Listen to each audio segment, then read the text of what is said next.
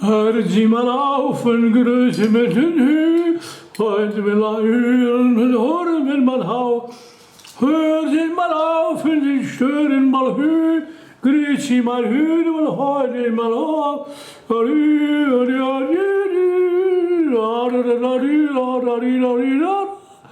Excusez-moi, mais vous savez, je veux dire une chose, on n'oublie jamais nos origines. Ah ouais.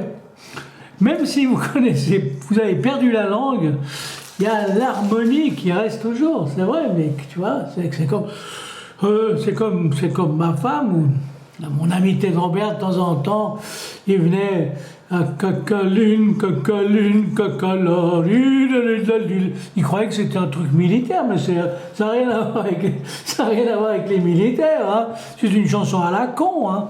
Mais lui, il croyait que c'était militaire, de temps en temps, parce que comme ma femme est russe, hein.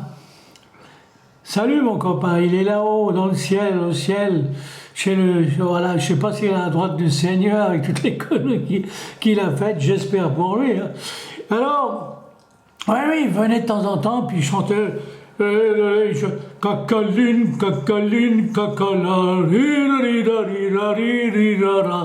bon, hein, et ma femme était toute tremblante comme ça, toute excitée, ça rappelle l'époque communisme, hein, où tout le monde était berné.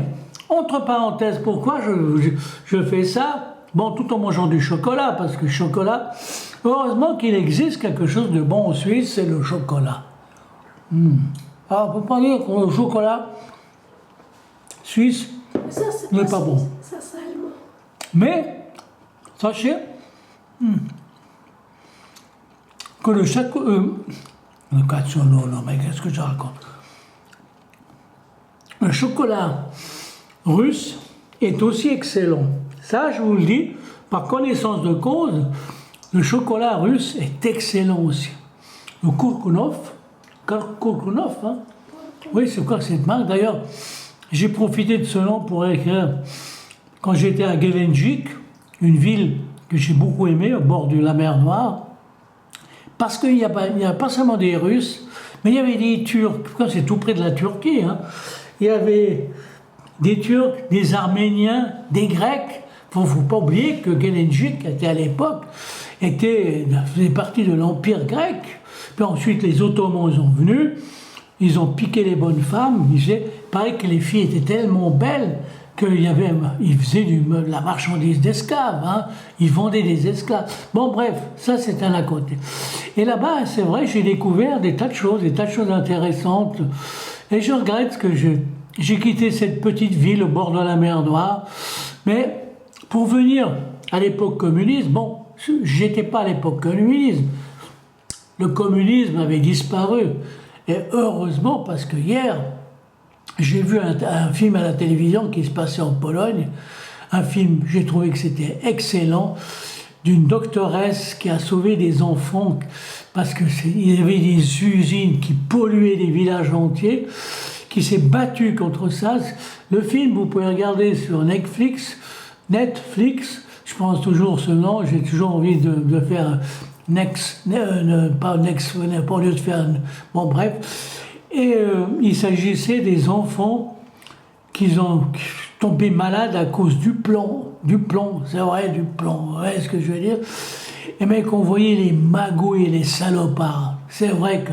Et dire que j'étais communiste à un moment donné.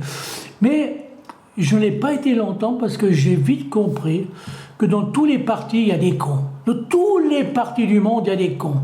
Et plus vous faites partie d'un parti, plus vous devenez, j'ai l'impression que vous devenez con. Si vous ne devenez pas con, vous devenez quelqu'un de, comment on appelle ça, de conditionné, on vous conditionne. J'ai vu un autre film qui se passe ailleurs, je dirais pas où, parce que j'ai pas envie de me retrouver en tôle. Fabuleux, on voit que le conditionnement de l'être humain, la société a tendance à conditionner les enfants. Et qu'est-ce qu'elle fait la télévision actuellement? Télévision, on vous conditionne au sport. C'est comme s'il faut faire du sport. Le sport, hein, l'église n'existe plus. C'est vrai, les protestants, Dieu et son représentant chez les Genevois, hein, notre, comment il s'appelle, le prédicateur français qui est venu se mettre la zizanie à Genève, tout d'un coup il me sort de la tête, heureusement, parce qu'il il est capable de polluer même ma tronche. Bon bref, et c'est vrai, les gens sont influencés. On influence, on dirait qu'on influence les gens pour le sport, et pour le sport, c'est quelque chose de anti-chrétien, si vous voulez. Moi, je suis plus chrétien, je suis plus rien du tout. Mais c'est oui, c'est anti-humanité, si vous voulez. Hein, la compétition. Et puis, vous savez, tous les gens qui vont faire tous ces badauds avec des drapeaux, des machins, on a gagné. Mais qu'est-ce qu'ils ont gagné? Ils n'ont rien gagné. C'est les autres qui gagnent du fric. Toi, tu dépenses du fric, tête de nœud, là, j'ai envie de dire, ouais. Tu dépenses du fric, puis les autres, hein, ils s'en foutent plein les poches. Tous ces chanteurs, tous ces champions, tous ces hommes d'État, tous ces sportifs, ils s'en foutent plein les poches. Et toi, comme un con, ouais, on a gagné. Ouais, c'est nous, comme dernièrement, mon beau-frère qui me dit, on va bientôt gagner. Je ne dirai pas de quel pays il s'agit, bon bref. Je lui dis, mais t'es con ou quoi? Mais je deviens con avec un certain âge. Je vous en prie, messieurs, dames, ne vous laissez pas conditionner, ni par la télévision, ni par personne, ni même pas par moi. Je ne vous conditionne pas.